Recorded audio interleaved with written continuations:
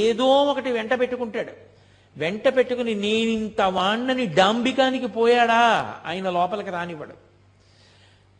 అహంకార పరిత్యాగం చేశాడా లోపలికి రాణిస్తాడు. అందుకే అరుణాచలంలోకి వెళ్ళాడు అంటే వాడికి ఏదో అధికారం ఉంది, పరమేశ్వరానుగ్రహాన్ని పొంది ఉన్నాడని గుర్తు. అందుకే లోపలికి రానివ్వరు.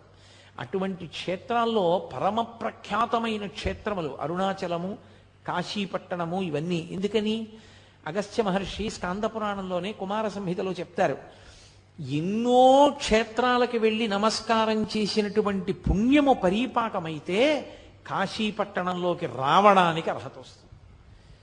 అసలు అన్ని క్షేత్రాలకి జీవుడు ఎప్పటి నుంచో వెడుతుంటే ఆ ఫలితం ఉంటే తప్ప కాశీలోకి వెళ్ళలేడు. కుదరనే కుదరదు, వదలబమ్మన్నారు.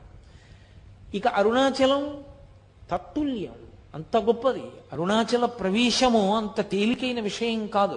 అలా ఆర్తి కలిగిన వాళ్ళకి చిన్న చిన్న విషయాల దగ్గర నుంచి పెద్ద పెద్ద విషయాల వరకు ఆయన అనుగ్రహించాడు ఆ ప్రదక్షిణ తత్వంలో. అందుకే కామ్యమునందు కూడా మీకు ప్రత్యేకంగా కోరి ప్రదక్షిణం చెయ్యక్కర్లేదు. ఆదివారం నాడు ప్రదక్షిణం చేశాడనుకోండి, ఆదివారం నాడు ప్రదక్షిణం చేసి వచ్చేస్తే సూర్యమండలాన్ని భేదిస్తాడు జీవుడు. శరీరం పడిపోయిన తర్వాత శరీర పతనానంతరము సూర్యమండలాన్ని ఛేదించి కైలాసంలో శివలోకానికి వెళ్ళి శివ సాన్నిధ్యమును పొందుతాడు. ఒక సోమవారం నాడు ప్రదక్షిణం చేశాడనుకోండి, జరామృత్యువులను దాటతాడు. జరామృత్యువు అంటే వృద్ధాప్యము, మృత్యువు. ఇదొక చిత్రమైనటువంటి విషయం. చాలామంది త్రిదళం త్రిగుణాకారం త్రినేత్రంచ త్రియాయుధం అంటుంటారు, కానీ అలా లేదు.